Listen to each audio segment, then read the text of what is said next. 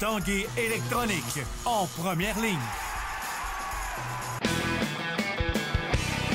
On parle de capitale au stade municipal. Pour les fans du junior, on parle des remparts. On manque pas une victoire du rouge et or. À l'esprit sportif, on aime le sport. Salut et bienvenue à l'Esprit sportif. Aujourd'hui, on est à la plage Saint-Joseph. Non, on n'est pas en vacances, on essaie l'overboard avec les gars de Fly Québec un peu plus tard dans l'émission. Tout d'abord, parlons de hockey. J'ai eu la chance de rencontrer Alexandre Carrier, défenseur des Olympiques de Gatineau, qui a récemment été repêché par les Prédateurs de Nashville. Mais tout d'abord, parlons de tir à l'arc aujourd'hui. Une initiation au tir à l'arc à la base de plein air de Sainte-Foy. Le reportage de Jean-Michel Bourque. OK. Un protège-là. Ça va être ton engin.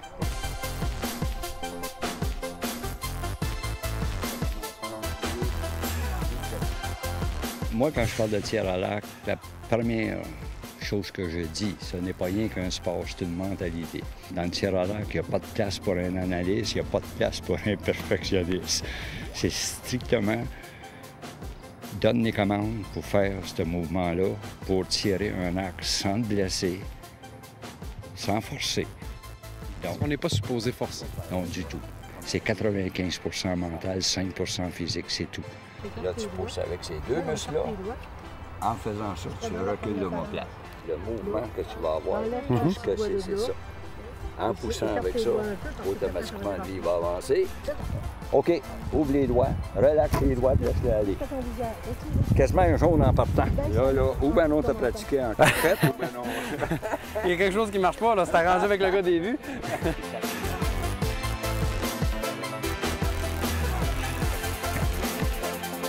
À date, durant la saison estivale, on a au-delà de 450 personnes qui sont venues essayer ça. À l'heure actuelle, on a 125 membres dans le club. Vous avez même des gens qui peuvent se pratiquer pour la chasse. Oui, on a un sentier chasse là-bas, là, de l'autre côté. Ils ont des positions entre les arbres, puis la cible est dans la clairière, par exemple. Fait que les gens, les gars qui vont en chasse, aiment beaucoup aller s'entraîner là.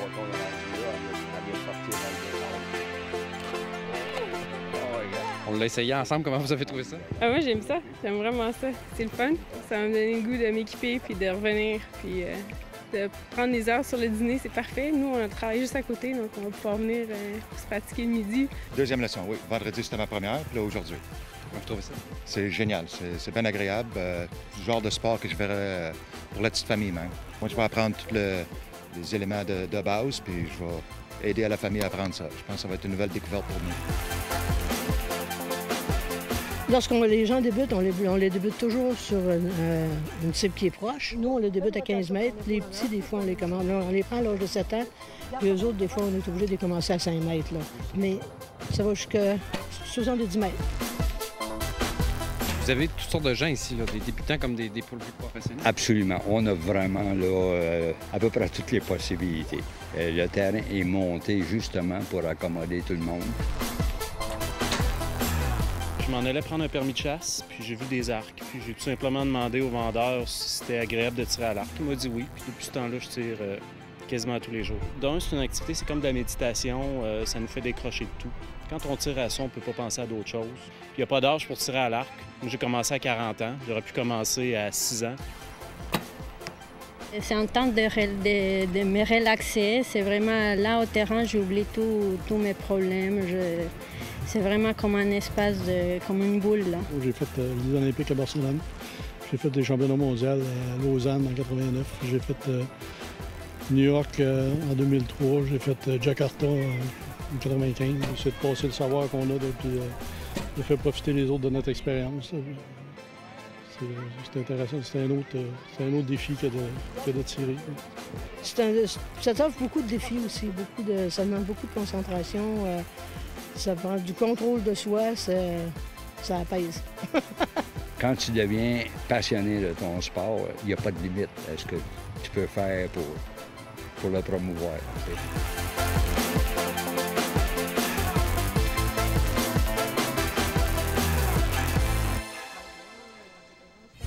Il y a quelques semaines, en direct de la Floride, avait lieu le repêchage de la Ligue nationale de hockey. Les Prédateurs de Nashville ont opté pour un défenseur des Olympiques de Gatineau du nom de Alexandre Carrier.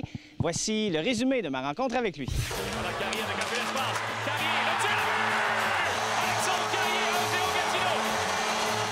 Après une seule saison midget 3A, Alex Carrier a fait le saut chez les Olympiques de Gatineau dans le junior majeur à 16 ans. Après 2 saisons maintenant capitaine de son équipe, Carrier avait espoir d'entendre son nom au repêchage de la Ligue nationale.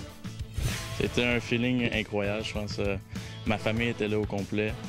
Donc, le fait de vivre ça avec ta famille, c'est un moment inoubliable, surtout quand tu sais pas à quoi t'attendre. Tu arrives à l'aréna, puis tu espères juste que d'entendre ton nom. Donc, le fait d'être assis avec la nervosité et tout ça, entendre ton nom, c'est quelque chose d'incroyable. À la 4e ronde, 115e au total, c'est les Prédateurs de Nashville qui ont opté pour le défenseur de 5 pieds 11, 174 livres. C'est tellement sur le moment que tu t'en rends pas compte que tu réalises comme 2-3 jours plus tard qu'est-ce qui vient de se passer, mais c'est juste un moment inoubliable qu'on ne l'oublie pas, surtout en famille. T'es un gars de Québec à la base et le hockey dans ta famille, ça a toujours été très présent? Oui, c'est sûr. Mon frère et mon père ont joué pour les Remparts de Québec. J'habitais à Saint-Nicolas quand j'étais enfant. À 5 ans, j'ai déménagé. Puis ça a tout le temps été présent. Ma mère nous suit partout dans les arénas, mon père aussi. Donc c'est le fun qu'ils nous suivent comme ça. C'est sûr qu'il y a une petite compétition aussi, je pense, familiale. Mais on essaie juste de s'aider. Mon père a commencé, puis mon frère a suivi. Donc le fait que je suis le 3e dans la famille, ça peut juste m'aider que me nuire. Donc vraiment content d'être le 3e, c'est plus facile un petit peu. Puis c'est sûr qu'il m'encourage puis il me donne des conseils à chaque jour. Alexandre qui revient tout juste du Bridgestone Arena où il a performé au camp de développement des Prédateurs. Juste là, un premier goût de qu'est-ce que ça va être le vrai camp d'entraînement en septembre. Puis c'est une belle expérience pour te comparer aux dégâts plus vieux.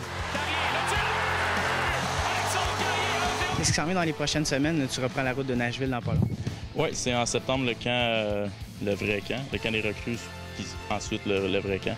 Mais dans quelques semaines, je m'en vais à l'équipe Canada Junior. Donc, ça va être un autre camp dans 3 semaines. Avant d'aller entre ça, il va y avoir les Gatineau, un autre camp aussi. Donc, c'est assez chargé comme cédule, mais faire une bonne impression à nager, c'est ça l'important.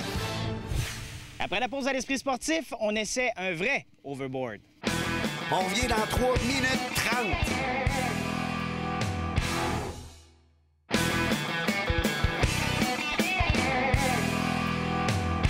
Et c'est le moment qu'on attendait à l'Esprit sportif. On essaie l'overboard. Ça va bien aller? Ah oui, ça va super bien aller. Ça sera pas dur.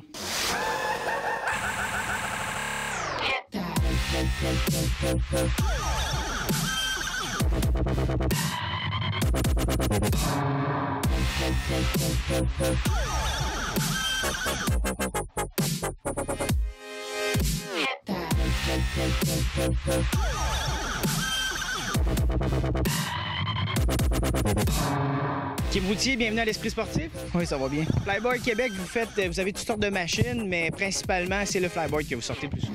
Oui, c'est ça. Nous, dans le fond, on est vraiment spécialisé dans la location du flyboard pour faire découvrir le nouveau sport aux clients sur des sites comme Plage Saint-Joseph, Parc Jean-Drapeau, Saint-Donat et Baie-de-Beauport.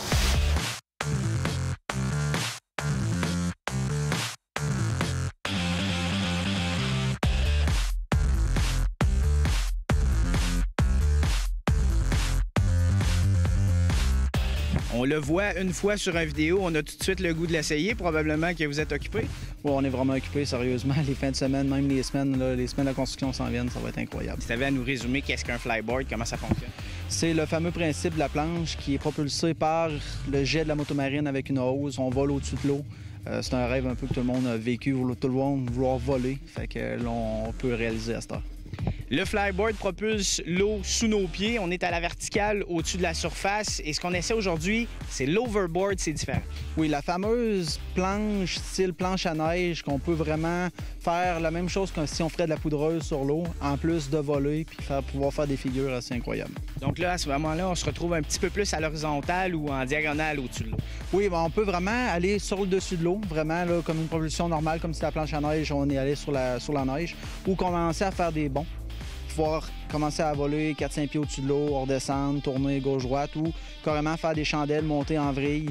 C'est sûr qu'au début, on doit vraiment apprendre comment tourner en rond, comprendre le procédé de la propulsion arrière. Et après ça, on s'adapte. C'est sûr que ça prend beaucoup plus d'adaptation que le flyboard, mais c'est vraiment le fun. Et l'overboard s'adresse un peu plus aux amateurs de sport de glisse, de planche. Oui, c'est ça. C'est vraiment pour tout le monde, sauf que c'est sûr qu'un amateur de wakeboard puis de planche va avoir vraiment là, plus de facilité. Est-ce qu'il y a un circuit pro? Est-ce qu'il y a des gens qui sont notables dans ce sport? Ah oui, rendu qu'un championnat du monde, les gars, je peux le dire, sont rendus fous. Ça n'a même pas de bon sens. Il n'y a plus de limite. Autant que dans le flyboard, l'overboard, le nouveau jetpack qui s'en vient, c'est incroyable. Il n'y a vraiment pas de limite. Autant que les X-Games qui sont rendus fous en BMX, en motocross, c'est rendu la même affaire avec le fameux overboard. Les gars sont encore plus craqués à cause qu'ils sont dans l'eau.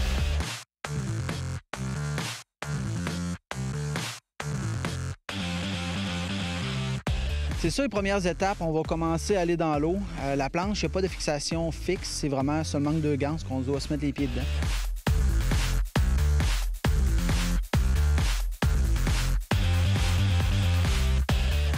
Fait qu'on prend le pied droit ou bien régulier ou goofy. Mais quand on est régulier, on prend le pied droit, le pied arrière, on le met dans la ganse, on tient le devant de la planche avec la main. On s'en va. Nous, sur la motomarine, on va commencer à accélérer. On va vous donner de la pression. Vous allez vous stabiliser. On va venir mettre l'autre pied dans l'autre ganse. On va se lever debout tranquillement, tournant, une stabilité, tout en tractant la motomarine. Ensuite, on commence à vouloir faire des bonds. Quand on commence, c'est plus à l'aise, gauche, droite.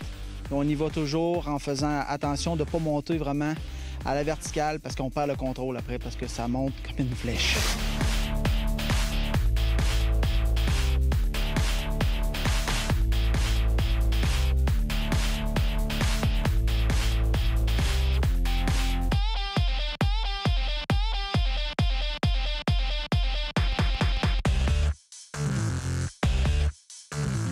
Parce que la puissance du jet d'eau qui sort de notre planche, c'est le conducteur de la motomarine qui l'a. Oui, c'est vraiment là, au niveau, c'est sûr que au niveau de la location, nous, on n'a pas le choix. C'est vraiment le conducteur sur la motomarine. Quand on est particulier, on peut l'avoir vraiment avec une télécommande.